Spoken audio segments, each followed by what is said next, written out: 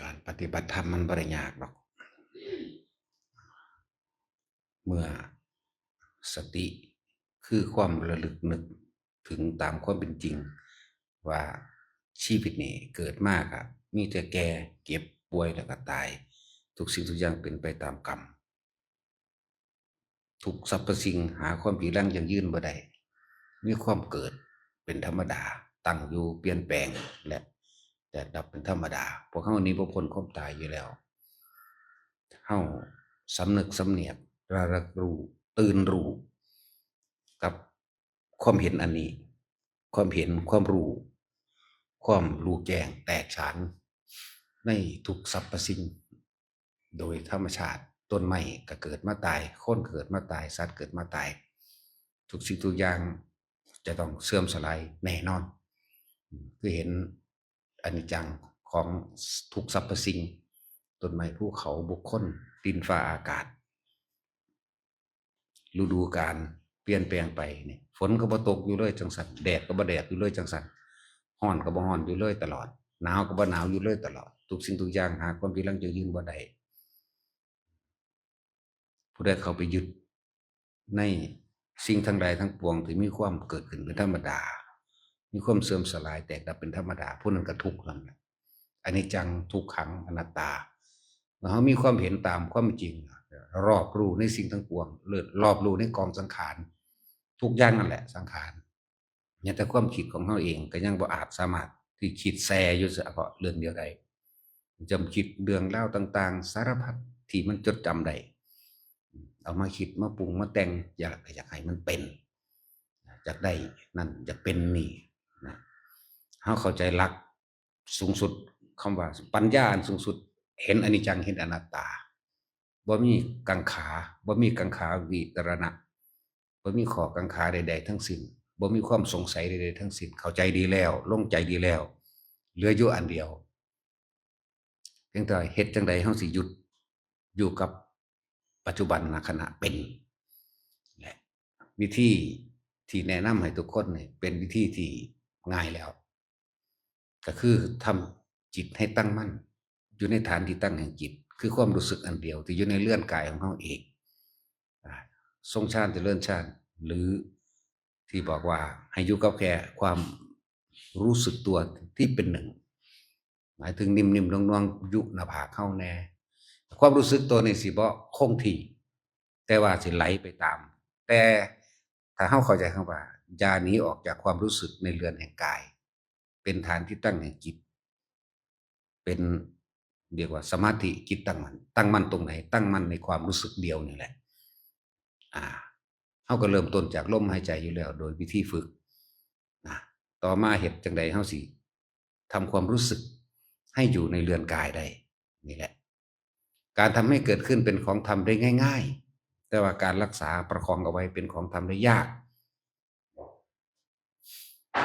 ทีนี้เฮาก็ถ้าความรู้สึกที่ผู้ใดเฮ็ดเป็นแล้วในขั้นของผู้ฝึกผู้ปฏิบัติเป็นแล้วเฮ็ดเป็นแล้วกระทำเป็นแล้วเข้าใจดีแล้วในคำว่าฐานที่ตั้งแห่งจิตเข้าใจดีแล้วในคำว่าสมาธิแปลว่าจิตตั้งมั่นเข้าใจดีแล้วว่าเพ่งอยู่ในอารมณ์ที่เป็นหนึ่งความรู้สึกที่เป็นหนึ่งความรู้สึกที่เป็นหนึ่งคืออุเบกขาอันปราศจากความคิดนึกปรุงแต่งในความอยากใดดีไม่เป็นแล้วก็ความรู้สึกทางกายมันจะออกมาจิตความคิดมันบ่ฟุ้งซ่านปรุงแต่งไปก่อเกิดอารมณ์ความรู้สึกพอใจไม่พอใจกับบุคคลสัตว์สิ่งของดินฟ้าอากาศเปิดให้เฮาสิทำความรู้สึกอันออกจากความไม่คิดไม่นึกมาเกิดความรู้สึกในกายอันเป็นอุเบกขาเวทนาตามธรรมดาแล้วก็ความรู้สึกหรือจิตความคิดของคนสิบ่อยู่โดยปราศจากความว่างยากฉะนั้นเขาจึงมาเกาะความรู้สึกในกายไว้เกาะความรู้สึกในกายเพื่อบ่ให้ความคิดมันออกไปทางใหม่เลยเป็นการสังเกตความรู้สึกในตัวเองพวกเขาเฮ็ดไปแล้วนิ่มนวลอยู่กลางหน้าผากมาถึงบาดนึงมันสิบ่อยู่กับที่นะเลื่อนขึ้นบนหัวมั่งนัวบนาบบนหัวหรือหมุนในระหว่างหนังหัวเฮาเองหรือไป เป็นเย็นๆหรือเป็นความรู้สึกที่เหมือนกับลมหัวกุดหมุนในหัวมั่งแพร่กระจายออกมามั่งงุบเข้ามั่งเลื่อนลงกลางสมองหัวมั่งหรือมันที่เคลื่อนที่ลงมาระหว่างตำกลางอกท้องมั่งตำกลางอกมั่งนี่คือว่าเฮาอย่าเอาความคิดเฮาจะไปอย่างอื่นออกจากความรู้สึกในเลื่อนกายให้แช่อยู่ในเลื่อนกายมันเคลื่อนมาว่าแต่ยันนี้ออกจากร่างกายนี่เลื่อนกายนี่มันเคลื่อนมาท้องกับลูกเย็นนิ่มน่วงท้องมันเคลื่อนมาทำกลางอกนิ่มน่วงกลางอกมันเคลื่อนมาบนหัวหนังศีรษะกับนิ่มน่วงมันเคลื่อนมาระหว่างกลางคิ้วก็อยู่กระดานหน้าผากก็อยู่จังซั่นหรือมันสิ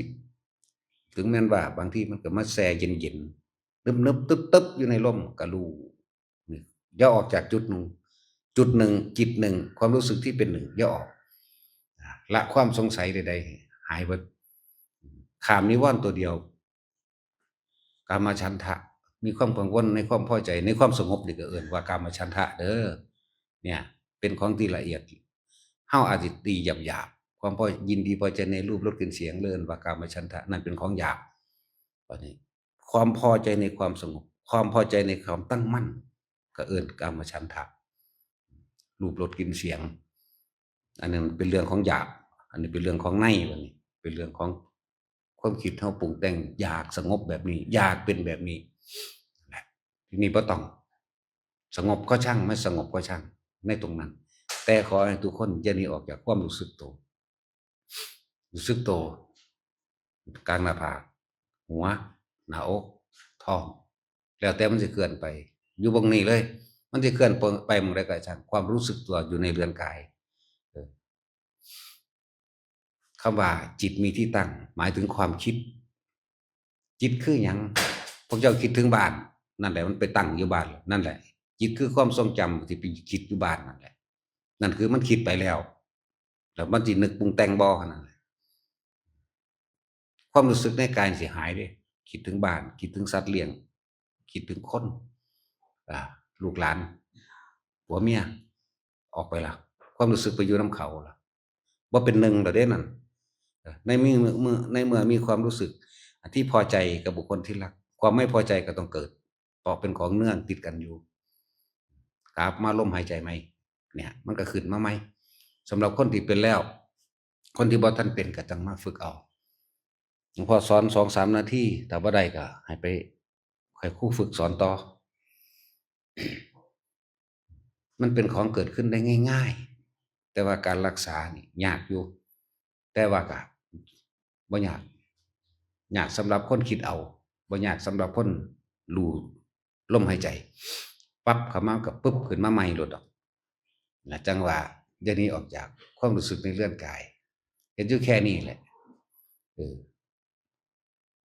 เมื่อจิตมันตั้งมั่นฐานที่ตั้งให้จิตก็คือความรู้สึกนี่แหละหรือจิตหนึ่งก็คือความรู้สึกในเรือนกายเฮานี่แหละนวงๆอยู่หน้าผากอยู่หัวมันอยู่ท่ามกลางอกมันท้องมันอ้าวนี่บอกให้4จุดบางทีมันก็เคลื่อนไปนำหนังในเนื้อในหนังในกายเฮาเองแต่ว่าบอกจุดใหญ่ไว้4จุด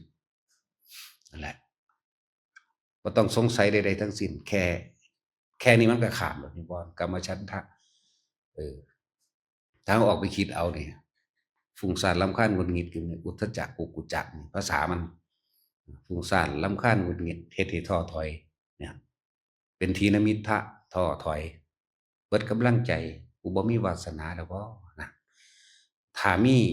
จุดใดจุดหนึ่งที่เฮาข้ามกรรมนิวรณ์แปลว่าความกังวลต่างๆกังวลต่างๆนี่แหละใน5กังวลนี่แหละเฮาสิได้เบิดทั้ง5ตัวนั่นเพราะมันเป็นของเนื่องกันอยู่ติดกันอยู่กามฉันทะทีนิมิทธะอุทธัจจะกุกุจจะปฏิฆะนี่บ่พอใจมาปฏิฆะนี่บ่พอใจที่ตัวเองเฮ็ดนี่แหละบ่พอใจมึงคือบ่อยู่จังซี่มึงคือบ่เป็นจังซี่ปฏิฆะเห็นบ่นั่นแหละเฮ็ดไปจนเกิดความเคยชินแล้วก็แค่รู้อ่อนๆหนึ่งได้บัดที่แรกนั้นเริ่มต้นการฝึกเดือน2เดือนเฮาอาจสิเข้มข้นในการเพ่งอยู่เอิ้นว่าฌาน เพ่งอยู่ในจุดเดียวนี่อย่างนี้ออกจุดเดียวนี่คิดไปแล้วเนาะดึงมาคิดไปแล้วเนาะดึงมาบัดนี้จับจุดได้แล้วครับบ่ได้เพ่งแต่ว่ารู้สึก2-3เดือนเท่านั้นแหละง่ายๆหนึ่งรู้สึกรู้สึกได้แม้นว่าสิมีการคุยสนทนากันกับหมู่พวกก็ตามไปเดินทางไปนั่นไปนี่เห็นนั่นเห็นนี่ก็ตามความรู้สึกได้ยังมีอยู่สิเป็นคือบ่เข้มข้นแต่ว่ารู้สึกได้พวกนี้สิดึงจิตกลับได้เร็วบางทีมันก็มีคิดไปบ้างแต่ความรู้สึกได้ยังมีอยู่ความรู้สึกตัวยังมีในหน้าผากในหัวในหน้าอกก็ช่างเฮ็ดอยู่แค่นี้นั่นแหละเฮ็ดไปเถิดต่างๆกายเวทนาจิตเวทนากายรวมกันเป็นหนึ่งว่าความรู้สึกที่เป็นหนึ่งเรียกว่าจิตหนึ่งสมาธิตั้งมั่นในฐานที่ตั้งแห่งจิตเป็นจิตหนึ่งเป็นอุเบกขาความรู้สึกยังเป็นความรู้สึกอยู่ในคำว่าอุเบกขาแล้วมันสินำเข้าไปสู่การเห็นความคิดปรุงแต่งเมื่อเห็นแล้วปั๊บแม้นมันสิแม้นความคิดนั้นสิคิดกระชังดับทันทีหมายถึงดับอารมณ์เด้อารมณ์เกิดบ่ได้เพราะว่าเฮามันตั้งมั่นดีแล้วนะจิตมันตั้งมั่นตั้งตรงนี้แหละความรู้สึกในเรือนกายตั้งมั่นตรงนิ่มนวลหน้าผากมั่งหัวมั่งหน้ากลางหน้าอกมั่งท้องมั่งแล้วแต่มันสิเคลื่อนไปอย่าหนีออกจากเรือนกายพอแต่มันสิคิดไปปุ๊บมันสิหยุดกึกกลับเข้ามารู้สึกตัวอารมณ์สิบ่ปนไปกับความคิดที่เกิดเรียกว่าสังขารุปเปกขายานรู้เท่าทันความคิดนึกปรุงแต่งแล้วแม้นมันสิปรุงก็มันปรุงไปเถอะแต่ความรู้สึกยังมีอยู่ความรู้สึกนวงๆในเรือนกายเฮานี่นวงอยู่บนหัวมั่งหน้าผากมั่งหน้าอกมั่งเฮ็ดอยู่แค่นี้เฮ็ดเป็นจนเท่าตายนั่นแหละบ่ไปไสดอกอย่างน้อยทุกคนได้อนาคามีเบิดถ้าเฮ็ดไปจนเท่าตายจิตสุดท้ายว่าสิตายนี่เว้าอย่างน้อยถ้าเว้าอย่างมากมันก็อรหันต์ตอนมีชีวิตอยู่นี่แหละ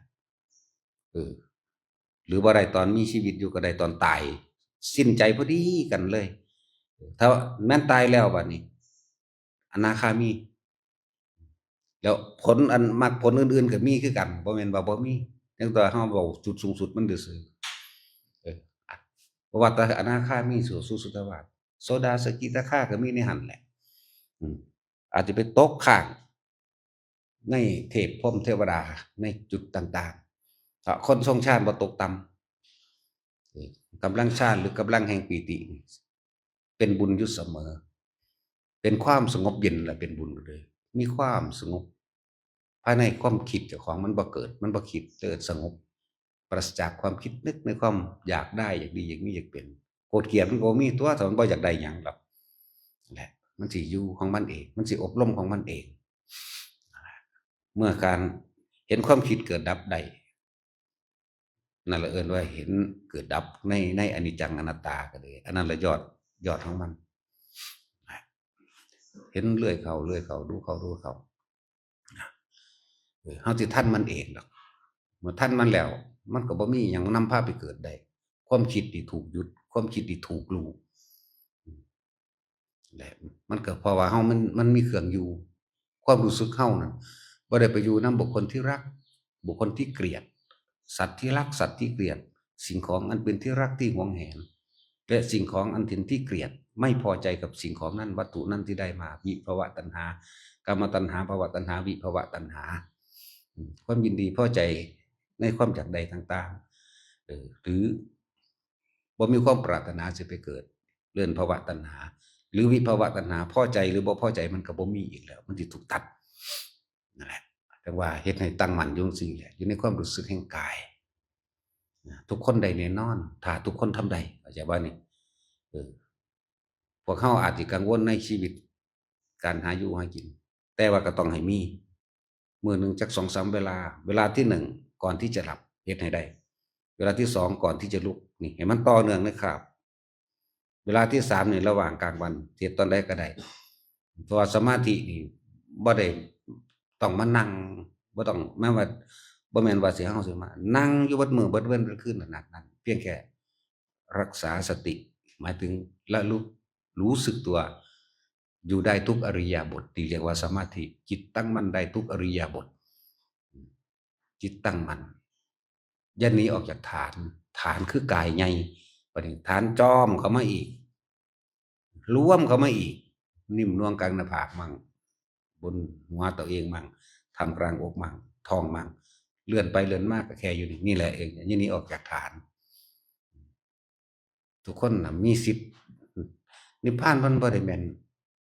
สิ่งที่เฮาต้องไปหวังอิหยังอยู่ตั้งไกลอยู่ในปัจจุบันขณะหนทางมันก็อยู่ในหูดังเฮานี่ในลมหายใจเฮานี่